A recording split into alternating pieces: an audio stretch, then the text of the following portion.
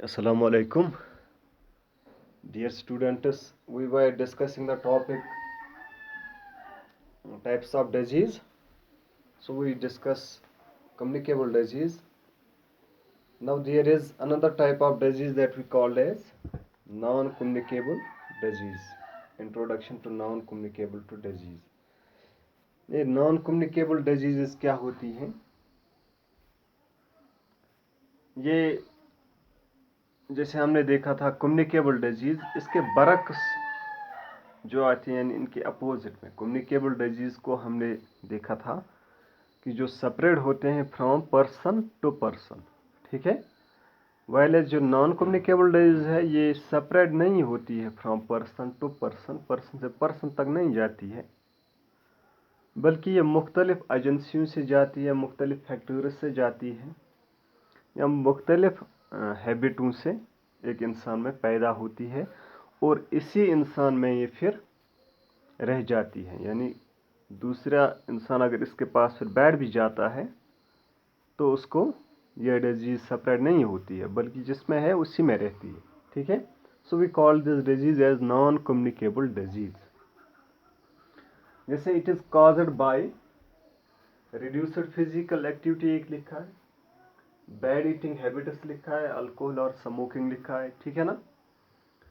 अगर physical activities इंसान कम करता है, काम वाम कम कर लेता है, एक्सरसाइज नहीं कर लेता है, तो उसमें भी डिजीजेस सामने आ जाती है, पैदा होती है, ठीक है ना। जैसे कोई इंसान बैठा रहेगा दिन भर, कुछ काम नहीं करेगा, तो निश्चित है उसमें एक डिजीज जो है ओबेसिटी के तौर से सामने आ जाती है, वो काहिल बन जाता है, बिल्कुल फैट इसमें चढ़ जाता है, ठीक है ना।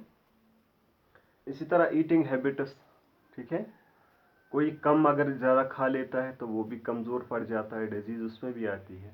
कोई ज़्यादा खा लेता है उसमें भी प्रॉब्लम्स आते हैं, ठीक है ना।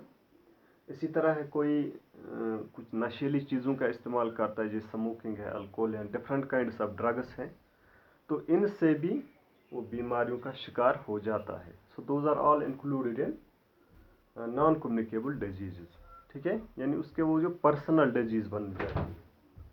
सिमिलरली देयर इज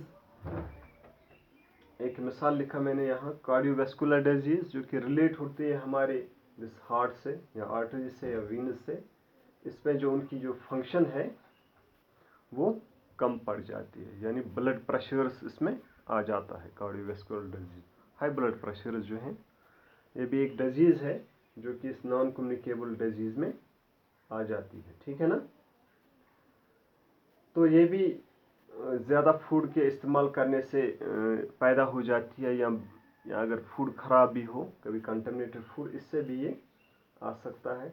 या कभी किसी में ऑलरेडी जो फैट जमा हुआ है, ओबेस पर्सन है, उसमें भी हाई ब्लड प्रेशर सामने आ जाता है।